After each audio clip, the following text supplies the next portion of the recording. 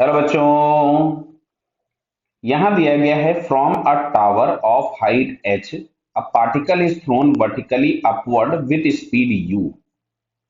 The time taken by the particle to hit the ground is n times the time taken by the particle to reach at the highest point of path. Then which relation is correct between h, u and n?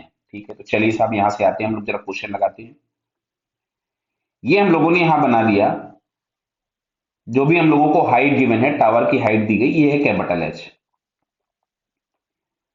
पहले हम लोगों ने particle को इस वाले point से vertically upward project किया है। ध्यान से देखते जाइएगा बेटा। यहां से हम लोगों ने इसको वर्टिकली अपवर्ड प्रोजेक्ट किया किसी भी वेलोसिटी u से। इस पॉइंट को मैं a लिख लेता हूं। यहां ये इसकी मैक्सिमम हाइट है, जिसको मैंने b लिख दिया। क्लियर? चलिए साहब, तो अगर हम a से b का मोशन डिस्कस करें अभी पहले, तो इनिशियल वेलोसिटी u दी गई है, फाइनल वेलोसिटी मैक्सिमम हाइट है, 0 हो जाएगा। एक्सेलरेशन आपके पास -g होगा। तो यहां से हम लोगों ने लगाया v is equal to u plus at। तो यहां से आपको मिलता है u माइनस जी टी। तो जो टाइम ऑफ अपवर्ड मोशन हुआ दैट इज u बाई जी। अब तुमसे बोला इस पार्टिकल को हम लोगों ने यहां से फेंका था, ये इस मैक्सिमम हाइट तक गया था और उसके बाद यहां वापस नीचे ग्राउंड पे गिर रहा है। इसको हम सी लिख देते हैं। तो जब अगर ग्राउंड पे गिर रहा है तो जो टाइम टेकन है वो n times of this one है, मतलब n टाइम्स u बाई जी है। तो अब अच्छा, हम लोग a से c का मोशन डिस्कस करते हैं डायरेक्टली। तो इनिशियल वेलोसिटी तो u है, एक्सेलरेशन डाउनवर्ड से -g है, और डाउनवर्ड ही डिस्प्लेसमेंट है, तो h is equal to -h। जो टाइम लग रहा था that is n times u by g. तो अब यहां से हम लोग लिखते हैं s इज इक्वल टू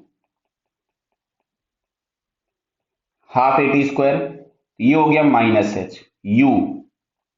अच्छा, t की जगह हम लोग लिख रहे हैं n u by ji -1/2g। और अच्छा, टी स्क्वायर लिखोगे तो यहां से मिलेगा n square u square upon g square. भाई इसका मुझे स्क्वायर करना था, तो एक जी से जी तो कैंसिल हो गया।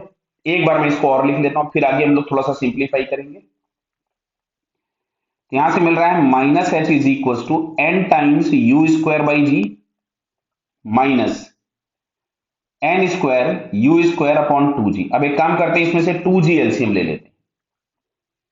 तो इसमें से अगर हम लोगों ने 2g एलसीएम ले लिया, तो यहां पे आपको मिलेगा 2 times n u square minus n square u square.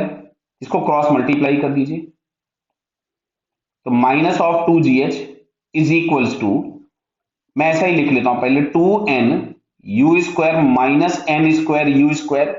एक काम करते हैं, माइनस को कंपनसेट करते हैं, तो 2gh इज इक्वल्स टू आपके पास मिलेगा n square u square minus 2n into you square. अब ऑप्शन चेक करते हैं कैसे दिए हैं।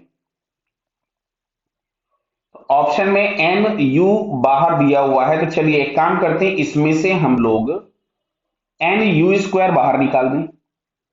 तो अगर हमने n u स्क्वायर बाहर निकाला तो यहां एक n बचेगा और यहां एक 2 बचेगा।